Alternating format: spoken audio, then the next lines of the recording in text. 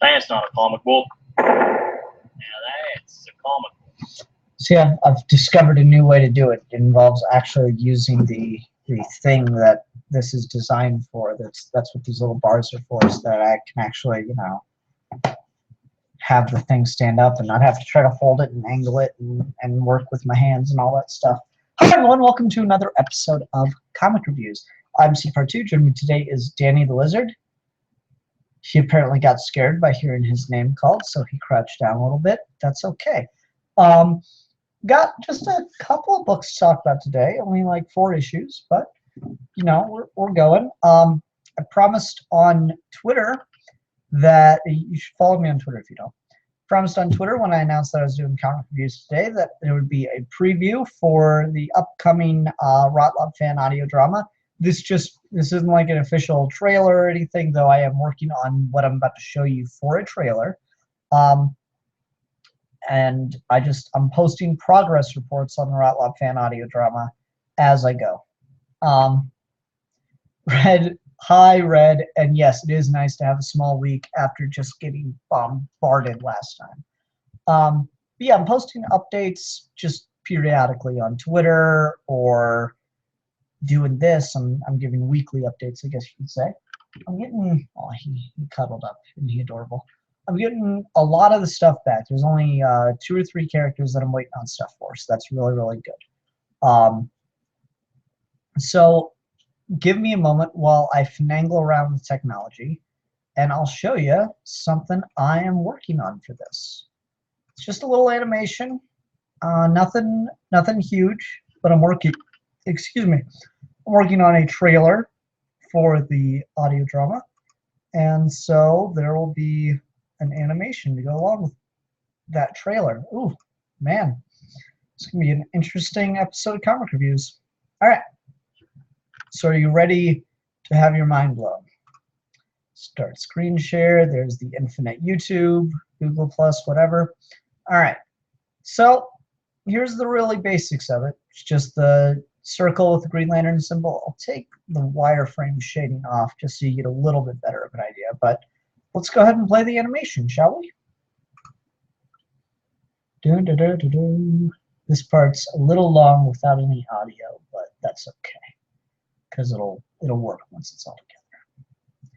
And then dynamic camera movement.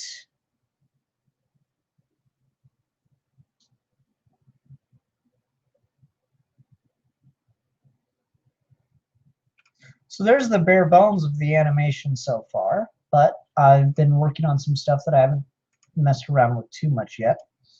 I'm gonna have to use my mouse for everything, because I put my keyboard underneath the table. But let's do a little bit of showing off the set-driven key. No, I don't want to install it. Let's do a little bit of showing off set-driven key. As the bell swings, the pendulum moves. Isn't that interesting? So yeah, there's the basics. And let me show you what this will all look like once it's fully textured. Bam! Get that bigger. That's what it's going to look like once it's fully textured. So I am very, very excited to get this further and further, and for you all to see the animation and everything once it's all together. But yeah, I'm getting really hyped for this project. I hope everyone is enjoying the little previews and hearing me talk about it. Let's check the comments.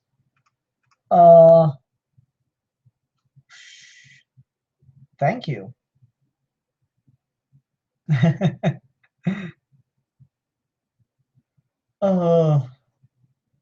Okay. Hi Manos. Hi Red. Manos, you missed the Green Lantern audio drama teaser, animation teaser. That's okay. You're here for the important stuff. So let's go ahead and start the reviewing of comics on Comic Reviews. I know that's a really novel concept. So let's go ahead and get started though with Darth Maul number 3. I don't know how I feel about this book. Like, I legit needed the reminder of the catch-up page in order to understand what happened this issue.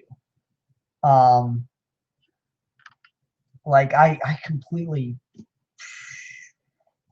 It's not that it's bad. It's that I'm reading so much good stuff right now that something this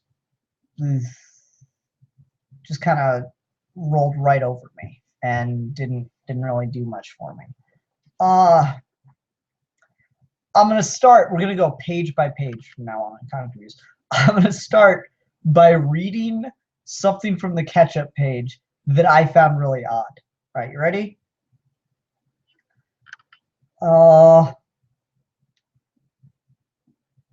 Little does Xerus know, Sith apprentice Darth Maul has infiltrated the auction.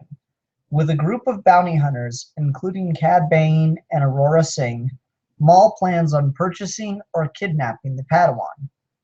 Maul plans on kidnapping the Padawan and then killing her in order to satiate his desire for vengeance against the Jedi.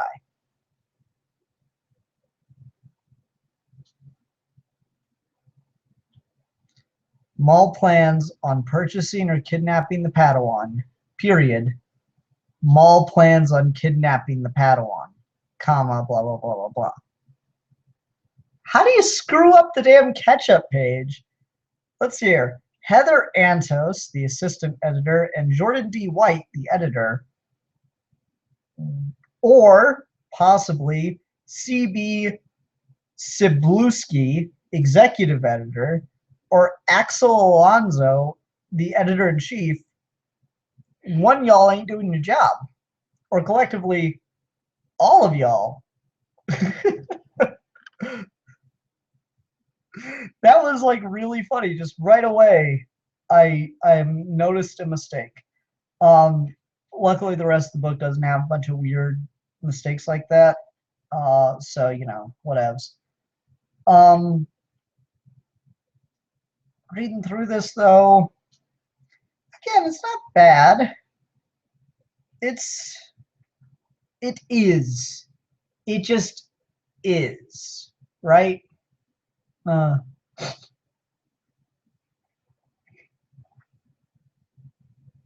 So what happens in this? Well, there's the bidding on the Padawan, and I don't know, it's kind of cool to see Gracchus the Hutt back there, you know, doing some bidding. There he is raising the flag, and there he is again off the corner after it gets too rich for his blood. Oh, man. Red Leader kind of puts my thoughts right there. This should have been a one-shot. It's not the very interesting month-to-month. Yeah, and like, you know, it's weird because it's doing one of the things I really love, which is acknowledging the continuity, not just of the movies and stuff, but of the comics themselves. Having Gracchus the Hutt show up is cool. Having Cad Bane and Aurora Singh show up and just be bounty hunters is cool. That's good. That these guys are all still kicking around, that they're all still involved in the world of Star Wars, even though they're not in the movies. That's really neat and fun. It's just not a very engaging story on its own. This is like I'm sure if you're a huge Darth Maul fan or something, you really enjoy this, or if you just love, if you buy every Star Wars book, I mean, I can't imagine that you're like disappointed in this, but I'm just like not really feeling it. Darth Maul kills a guy in kind of a cool way, as you do.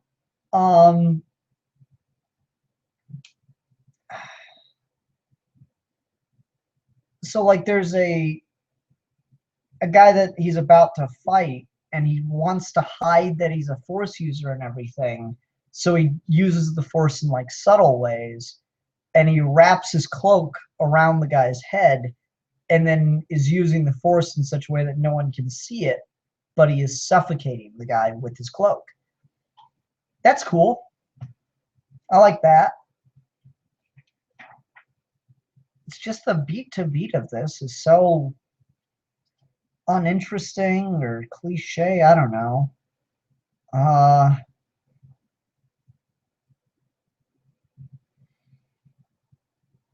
And then a bomb goes off at the end, and they're gonna crash land on a planet.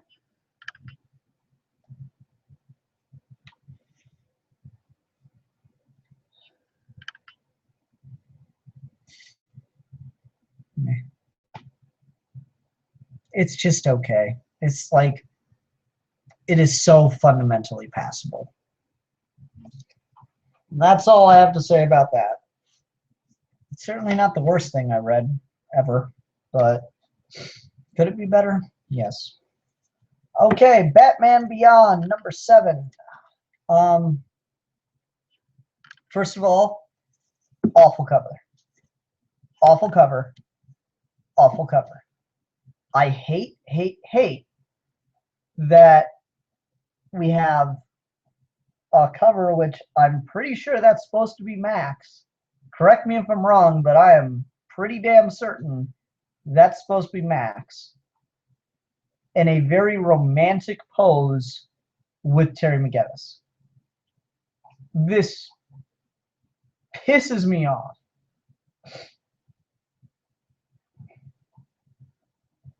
I mean, I don't know who else this could be, because it's definitely not Dana. It could conceivably be Curare, but doesn't look like her even one bit, since she's, you know, blue. Let's see here. Is Max's hair pink? Because you got to remember, years have passed, gentlemen. Everyone's freaking out. Yeah, Max's hair is very much pink in the comic itself, but that damn sure ain't Dana. Guarantee that's not Dana. You know how I can tell? Because I'll buy that the colorist for the cover didn't realize what he was doing before I buy that the artist in the book got away with making Dana, you know, that's really off. So that is definitely Max on the cover, and that irks me to no end. Because like I hate when we pose. Like, Max is kind of a cool character. You know, they didn't do a ton with her in the show or anything, but hey, Batman's got a cool hacker tech sidekick.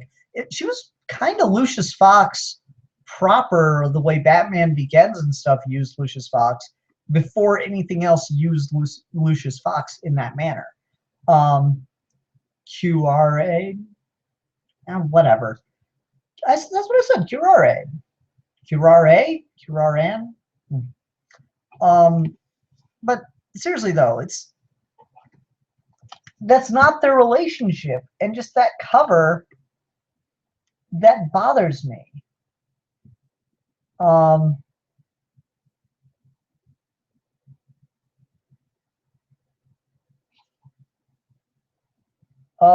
Green Child says, I remember you reviewing an issue of Batwoman that had her in Batman Beyond universe. She was called Commander Kane. What was that about?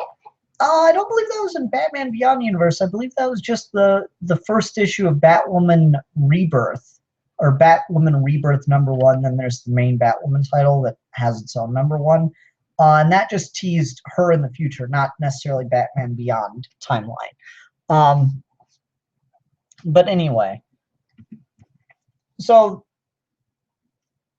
this cover distracting the hell out of me with this little dynamic is annoying enough. But then you have the League of Assassins clearly back here, and that's not that's not even what happens in the book. There's no indication of a thing between them in this book, but the cover clearly implies that. Future Jason Todd. I don't know if there's a Jason Todd in the future. Be interesting to see certain characters in the Beyond world, Kit Kane, Jason Todd, etc. Maybe I could see that. I wouldn't rule anything out since they just brought back the Joker. That irks me in a different way, but it's something I've learned to live with.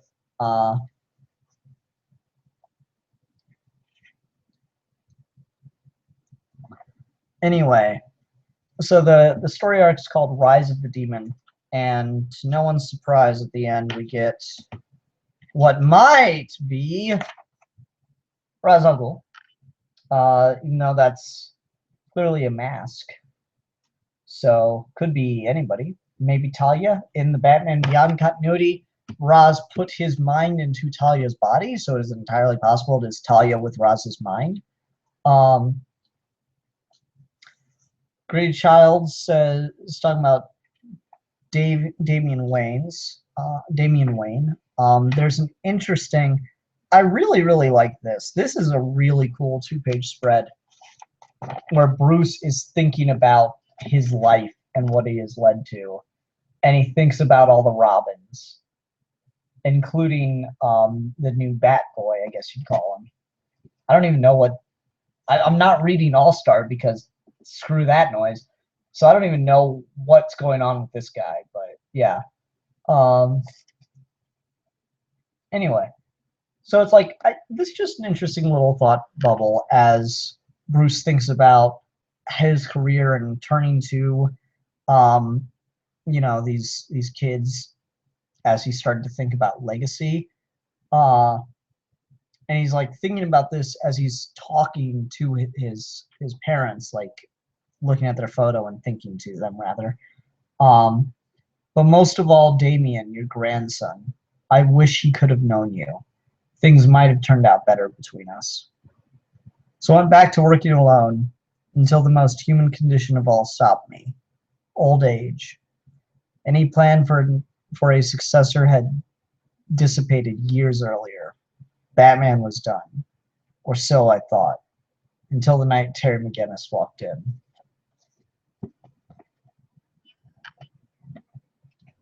Akuma Ranger says, next thing you know, they'll introduce the Beyond Ink. They did.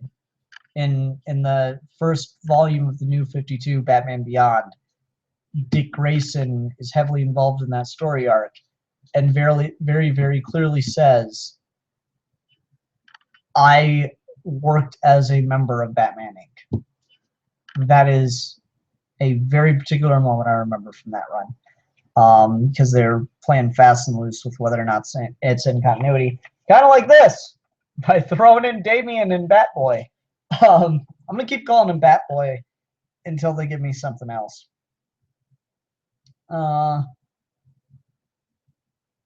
Worlds type story.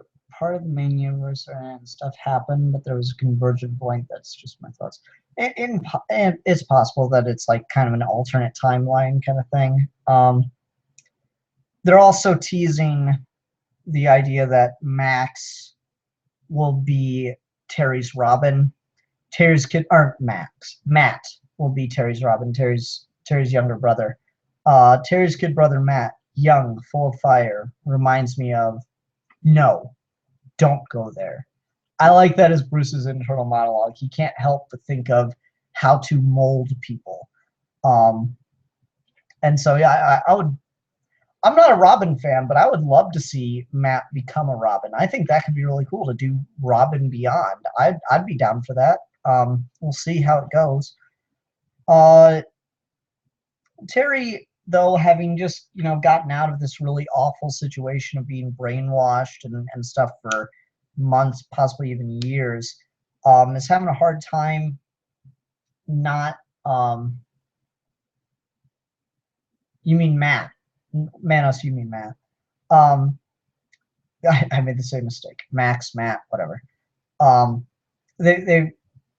So Terry's having a really hard time dealing with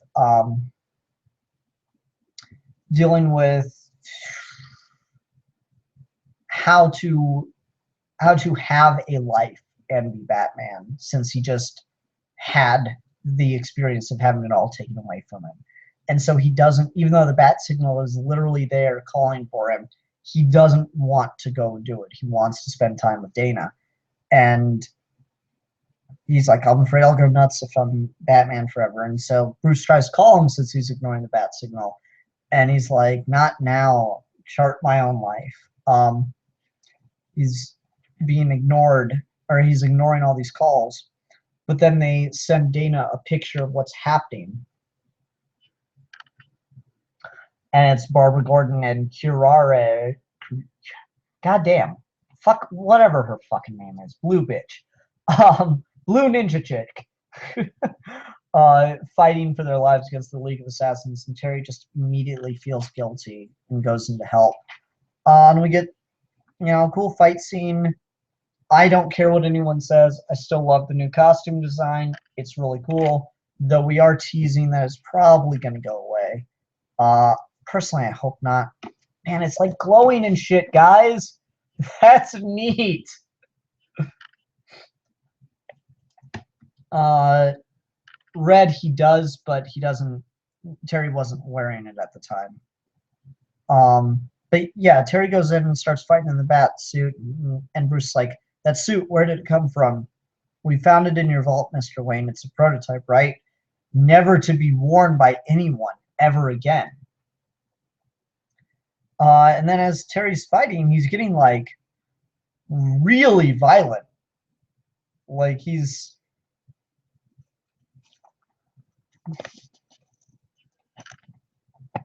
cutting guys' tendons, ripping through their face, stuff like that.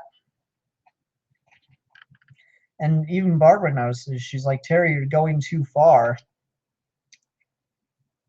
And then there's like, God, that's a lot of fucking dead ninjas.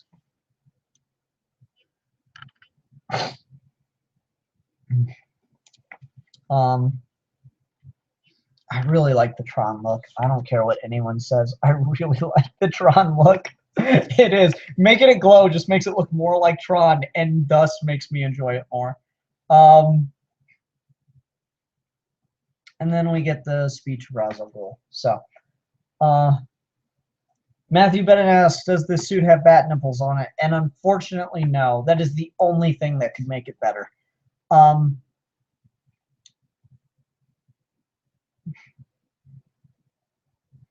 meanwhile, Bruce is trying to convince Terry to come back to the cave. It's like really important, related to the suit. So that's an extra little level of drama.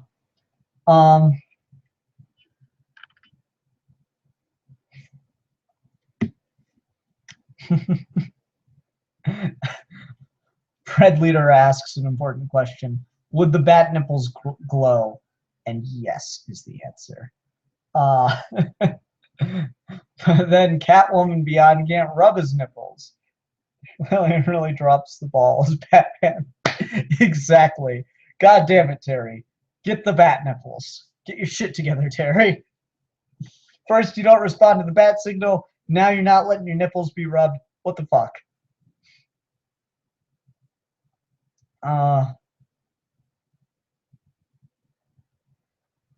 Great Childs brings up an interesting point. We can talk about this for a minute before I go to the next book.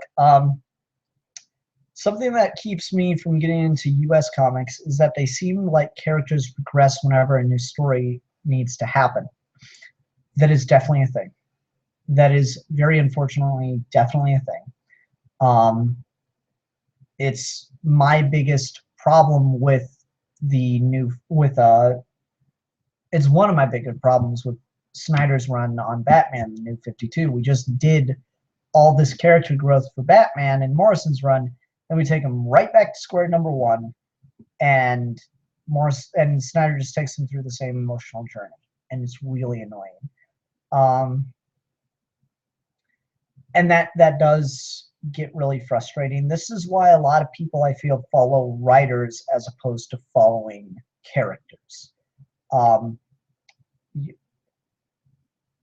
But if you do follow characters, it's important to know that usually the people that do the best jobs, there are exceptions, but usually the people that do the best jobs, it sticks enough.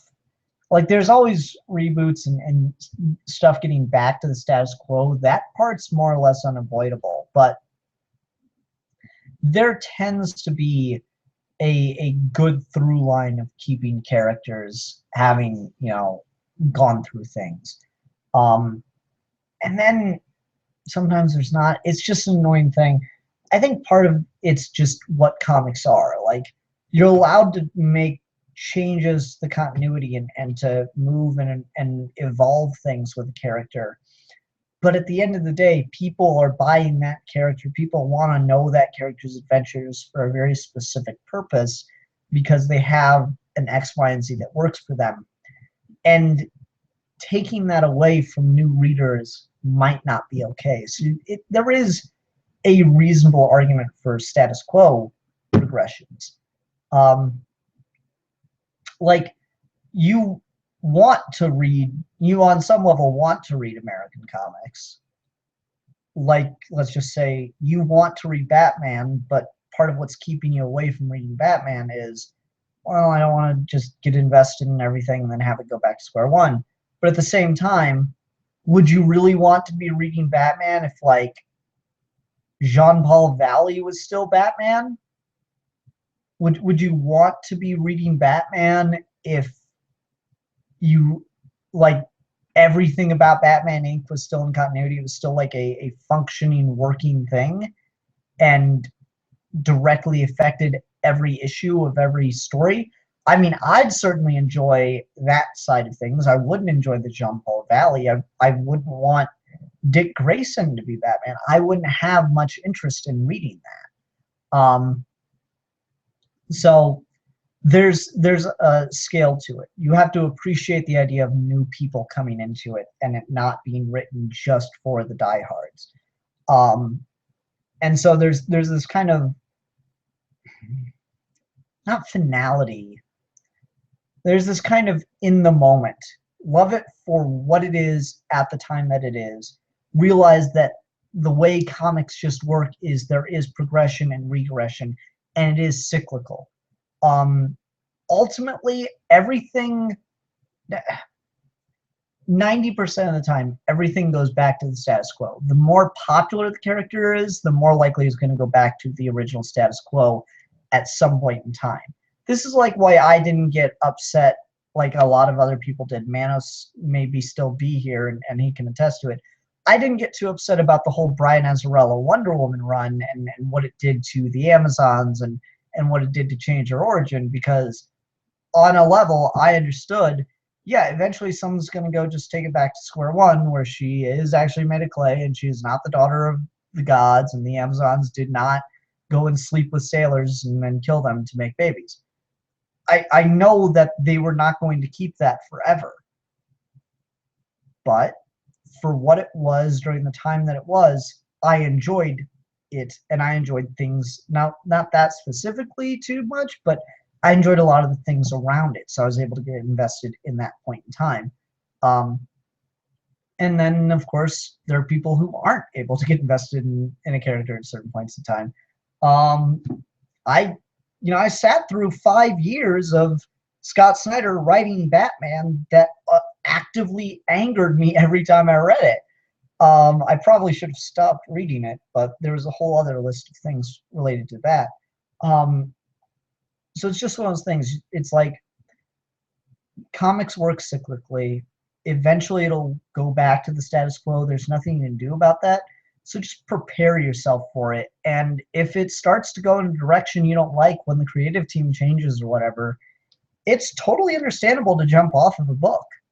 That's fine. No one will care. But you shouldn't keep yourself from reading good stories just because they're not going to last forever.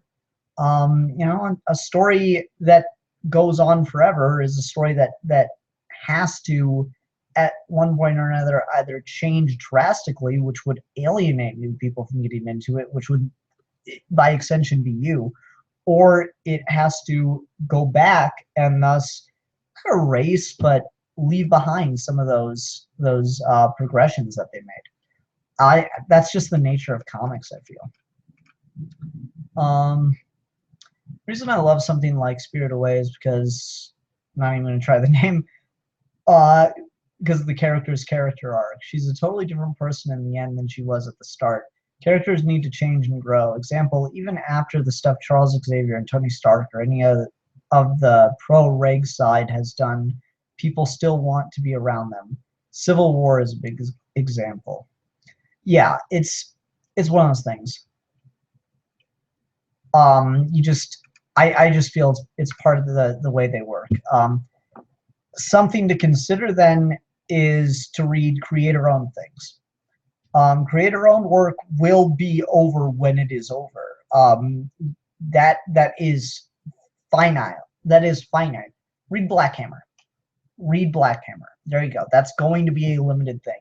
Read Renato Jones, the 1%. That is a limited thing. That will not continue in perpetuity. You can get in by reading creator-owned things. You can go to one-shots and alternate universe stuff. All-Star Superman, fantastic read. And it's set off on its own thing. It has its own character arc for Superman. It lasts. It's meant to be its own thing, off in its own continuity. Read old stuff where the continuity doesn't matter anymore, and it won't affect you. You can read, Jacob Carlson and I did a review of this just a couple weeks ago. Everything's reasonably self-contained. All you need to know is Wally West is the Flash taking over for Barry Allen. That totally works on its own. It's 13 issues. It's dense as hell. It's a damn good read. I highly recommend it. So yeah, there's some suggestions for you if you'd like to try to get into American comics. Okay. Let's go ahead and move on to Wonder Woman number 21. Here we are in the present again. Wonder Woman has been shot, if you could remember that. I like this sequence, though, as she deals with a sniper. She gets herself kind of isolated and then takes him out, or her out. That was kind of cool. We're on this fake Themyscira thing, and there's all this shit building. Hippolyta gives a cool-ass speech. This fucking tree finally, starts to make its comeback and actually reveal its importance to the story. And the tree is a portal to Themyscira, except it's not. It's a portal to Themyscira as activated by Wonder Woman's blood, but it's not to Themyscira. It is to the dungeon in which they are keeping Ares. That's Ares. I need to go back, desperately need to go back, and read what the fuck happened at the end of year one. Because I thought that was Ares. Did everyone else think that was Ares? Am I missing something? Manos, are you still here? Wasn't it Ares fighting Diana at the end of year one? Help me out, because we're talking about Ares like he's always been locked up, but I am pretty sure it was Wonder Woman fighting Ares at the end of year one. I found that particularly confusing. Anyone that's reading this, please speak up in the comments, because I had no idea what happened there. That was head scratchy. I don't know. That one really blew me, and I'm trying to figure it out. And the wheels are spinning, but not getting any traction.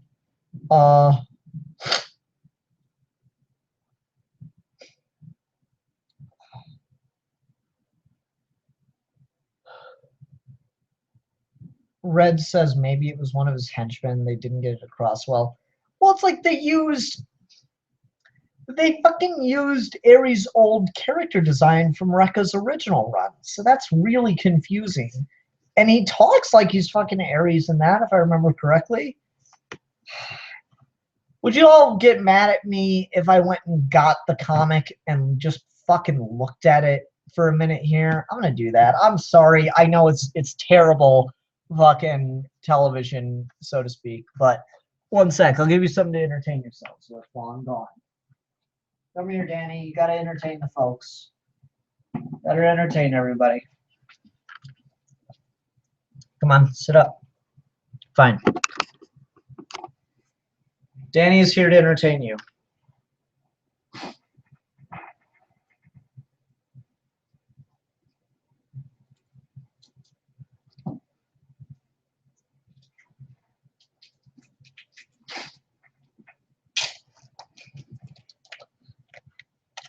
Isn't he the best? Isn't he just a bucket of personality? Yeah, I'm moving the camera.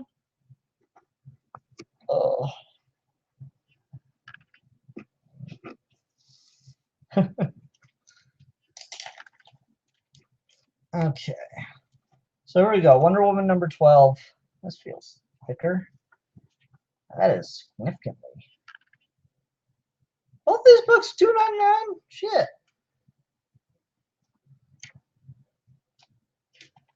Okay, let's figure this out. Because this is, oh, that's why. Because this has the Justice League Suicide Squad thing in it. Oh shit, did I get this wrong? Motherfuck. I think I grabbed the wrong issue. I needed like 14, not 12.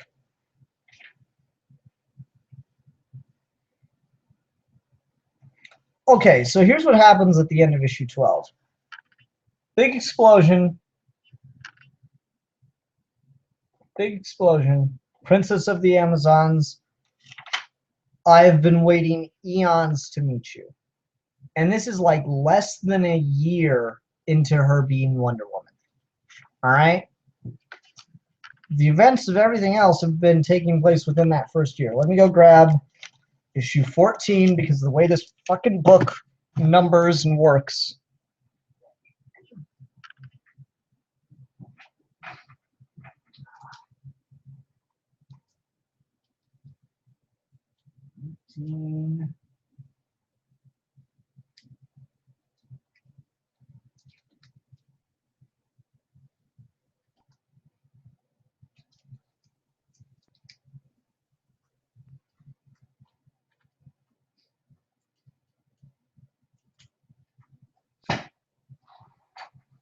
God damn it, Ian. I'm so bad at this. I know this has got to be the most entertaining video anyone has ever seen. I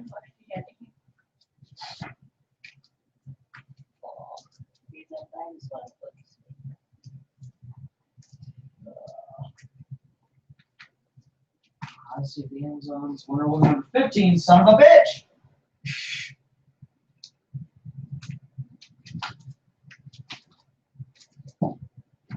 Number 19. How do I have all the issues surrounding 14, but I don't have 14? Catwoman.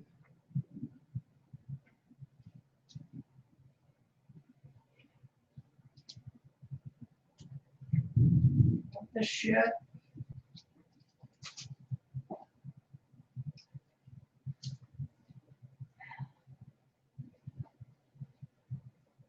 There we fucking go. God damn.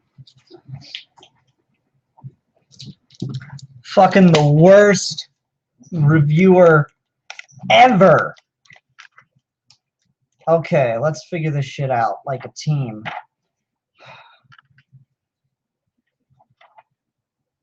Danny, what do you think?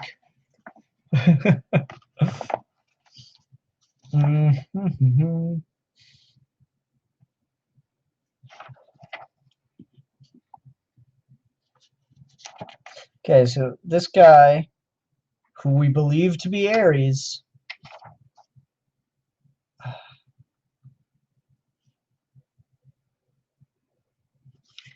okay, hold on. I'm gonna read everything this guy says. Oh, Princess of the Amazons, you have forgotten yourself. Do you know who I am, mortal? You have something I require. Do you realize how truly unique you are? The first man to set foot on Themyscira. The third time, twice you have struck at me, Princess of Amazons. The third time will be your death. They'll leave me no choice, dire Ares. She calls him Ares. What the fuck happens at the end of this?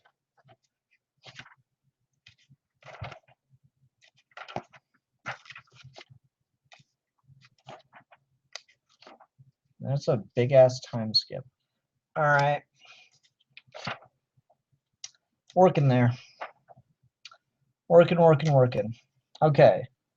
So the patrons help her to subdue Ares and tie him with the lasso of truth, and then he vanishes. On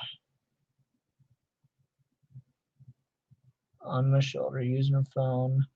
My lords and ladies of hearth and harvest and hunt and love of art, of craft and healing, if it were Ares defeated here, it was done by thy blessings, but his poison remains, now we know not where. They do not explain what the hell's going on then. But that's really confusing. That is unforgivably confusing. That Ares is somehow in prison, but yet, like, conceivably forever. I don't, what? Like, because then why does Ares want to know where Themyscira is? If he... What? That's just confusing. That's not okay. Here, let's switch you back so people get a better look at you. You're overexposed. It's not okay. Yeah, that whole twist at the end. I mean, it'd be great if it weren't confusing, and it wouldn't be confusing if this book wasn't released the way it is, or potentially it wouldn't be confusing.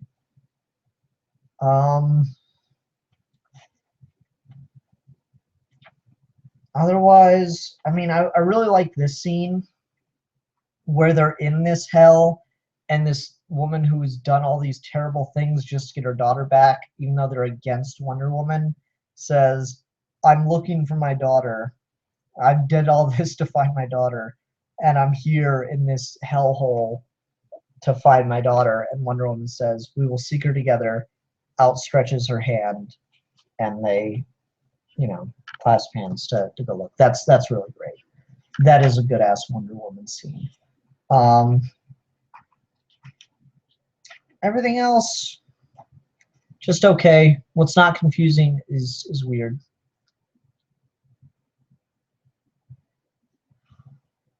Oh, me. Don't look at me. Look at the people. You don't like being up here, do you? For those wondering, lizards make the best desk ornament.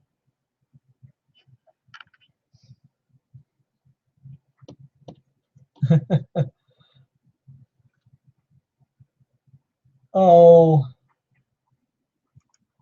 people are talking about pet ownership in the comments. Well, I went and looked for fucking comics. I need to organize my comics better. I do a terrible job of that. All right. Danny always looks really high and mighty.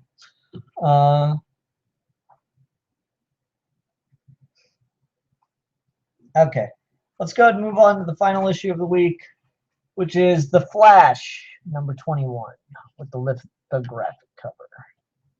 This one is not nearly as impressive as the last cover. Just saying. Danny, what do you think of the lithographic cover? Like, it's still good. Looks better from a distance, honestly. It's still good and all. It's just the other one was such a drastic change, and this one's much more subtle. So, like, it's hard to tell some of it. Man, these are just, these just feel good. They're neat. They're cool. Love it. Love it, love it, love it. Man, that's sexy. Okay, how's the issue itself? There's something going on with the JSA. Still no idea what's happening there. That's related to the whole thing John's been setting up. I really like in this that we're discussing Barry as a CSI, which is not something I feel that is done enough just in general. And that plays a really important part in this issue. I really like that. I gotta find this little.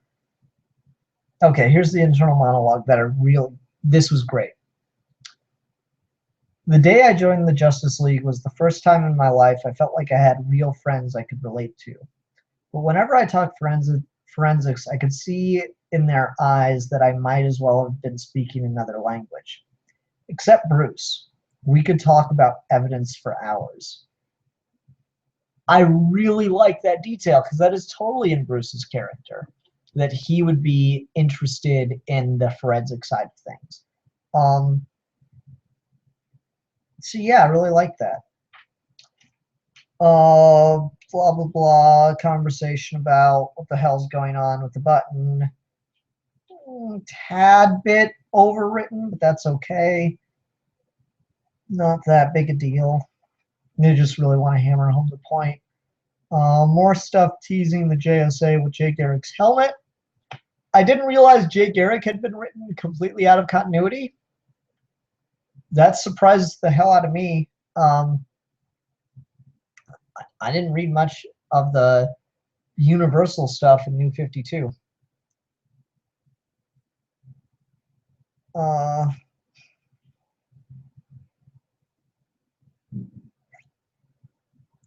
I love the Hall of Trophies in the Justice League Tower. That's cool. It's, you know, just an extension of the Batcave and the Fortress of Solitude and all that. But that's neat. Hal nicknamed this the Hall of Lost and Found. That's, you know, like that. We got what is, let's have some fun. Okay. I see Martian Manhunter's uniform. I see Ted Cord's Beetlemobile.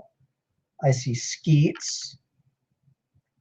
I see the Philosopher's Stone from Morrison's JLA. What do I spy with my little eye? There's a lot in here. I'm pretty sure every single thing that's drawn is from a story. That's good. That's good writing. Who would think? Yeah. But then Flash is going to use the cosmic treadmill to go back in time.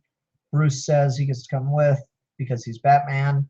Oh, look, Starro in the background.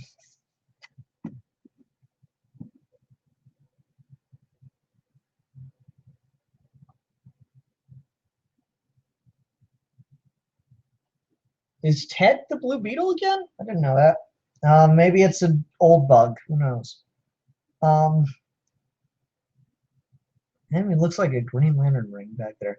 Anyway, Batman says he gets to go because he's Batman. We see all this stuff from, you know, previously in continuity stories for DC. It's like Batman and the Flash saying, we ought to form some kind of team, some kind of club or society, a league against evil. That's not how the Justice League was formed. Are these alternate realities? Ollie, think for a second. Dying, the world is dying. Iris dying, may already be dead. Save us, save us, save us. I don't think these are alternate realities. These are from our universe. And then there's more time stormness.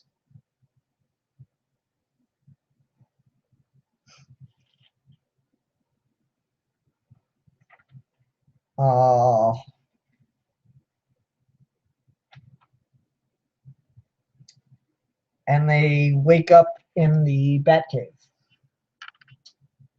but not the normal Batcave. They wake up in Thomas Wayne's Batcave because they're in the Flashpoint universe currently. How that's possible, I don't understand, given the way Flashpoint ended, but whatevs. Again, I don't expect this to be good. This is a really contrived crossover, dreamed up almost overnight to try to get, you know, sales boosted for DC again. I care more about the individual character books and how those are going. So the whole explanation behind why the universe changed again, that's the real answer. New 52 was tanking, its sales were doing terribly. They needed new blood, so they had to come up with another universe changing thing.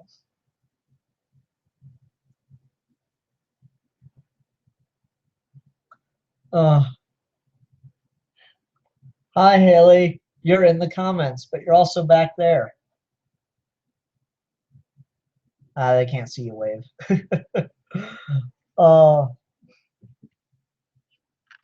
yeah. So I don't care if this is good or not. Right now, it's just passable. It's just okay. But I'm enjoying it. It's fun. It's how I prefer these big crossover things to be, as opposed to like get involved in everybody's book for 3 months. This is better than that. So it has that going for it. And it's also just got really cool covers. I mean, look at it. The 3-year-old in me is like, whoa, pretty. Okay. What are we at time-wise? How long have I been doing this shit? Oh, 51 minutes. I'll go for a few. I'll go till 8:40. That's what I will give you. I'll give you till 8:40. We'll talk stuff. We will talk about whatever you folks want to talk about. Oh, talk about Danny if you'd like. He's still overexposed.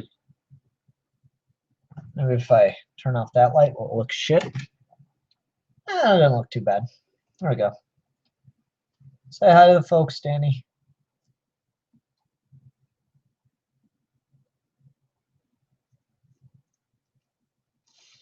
Dr.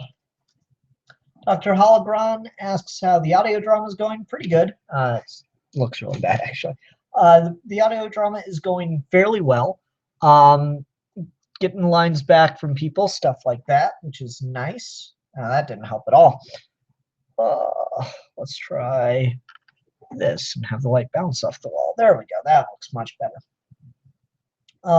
Getting lines back from people. I did a preview at the beginning of this episode of Comic Reviews, so you can go back and check that out for the trailer I am working on. I'm starting to do some animations for that.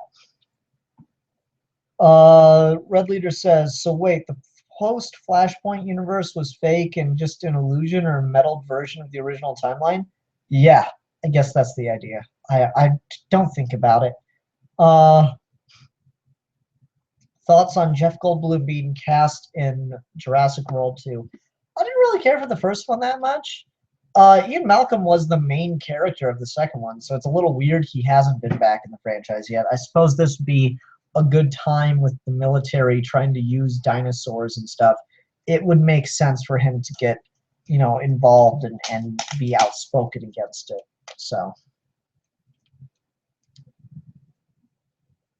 Okay, Akuma Ranger asks, update us on your Enterprise watch and explain why the new intro is worse. Okay, so I finished Enterprise, finally. It took a long-ass time. Currently, I'm watching through Superman the Animated Series and tweeting about that. But Enterprise was god-awful. It just got worse and worse and worse. The third season just fucking... everything about it pissed me off. The fourth season was an improvement, but only in the fact that it didn't absolutely suck.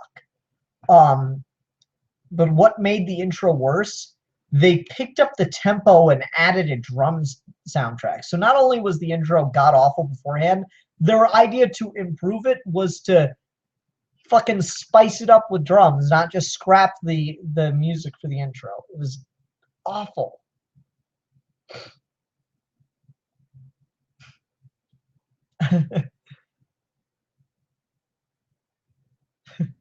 Red's going off on Flashpoint. Don't think about it.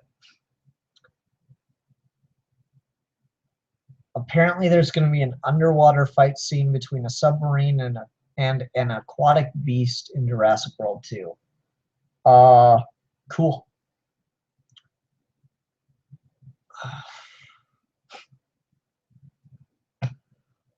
Ian, are you doing a vid for Superman the Animated Series? I hadn't planned on it. I'm just watching it because I needed to wash the taste of Enterprise out of my mouth. But if someone wants to talk about that with me after I finish it, let me know.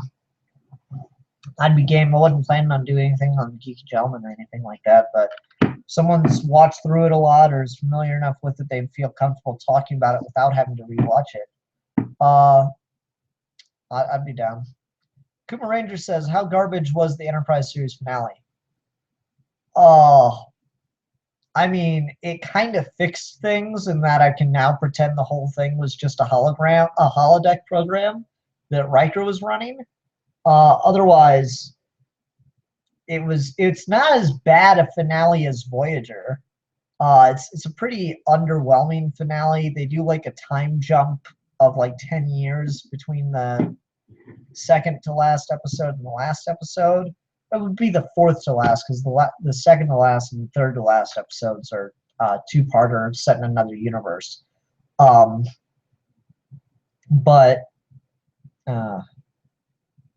it's not a good finale. They like build up Archer giving this speech and then he never fucking gives it. It was annoying. Oh. Do I think Bruce Timm should leave DC Animation? Yeah, like he did for a while and then he just came back. That was unexpected. But man.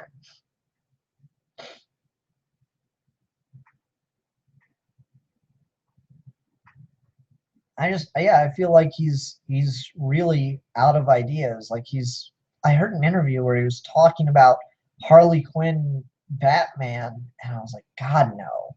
Everything about this sounds awful, but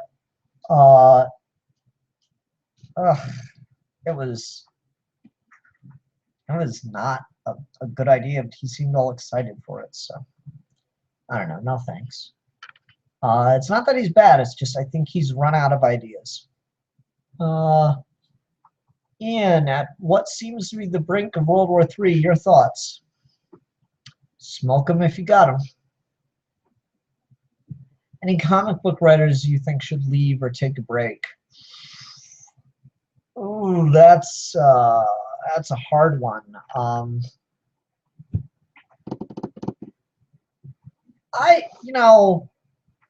People run out of ideas and stuff.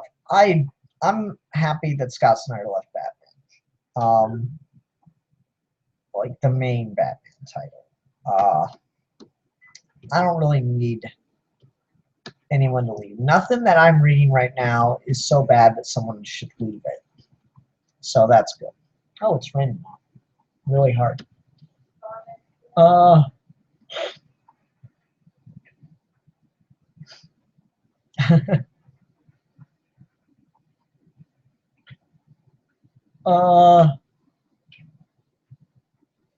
Are the characters from the new 52 you would like to see revisited in Rebirth? Oh, yeah, probably. I'd be stretched to think of like one in particular off the top of my head that they're not writing still. Nothing occurs to me at the moment, but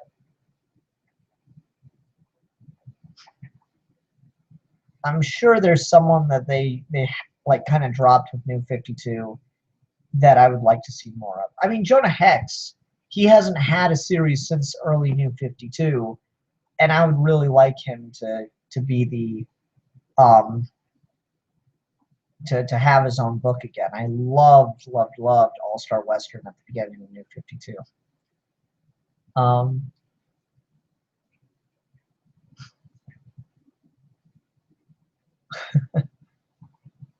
Did I hear any good news? No. No, I did not. Oh, man. Oh, wow, it's hailing, too. Okay, guys, I'm going to actually turn everything off just in case the storm knocks off my power. So I'll see y'all later. Bye.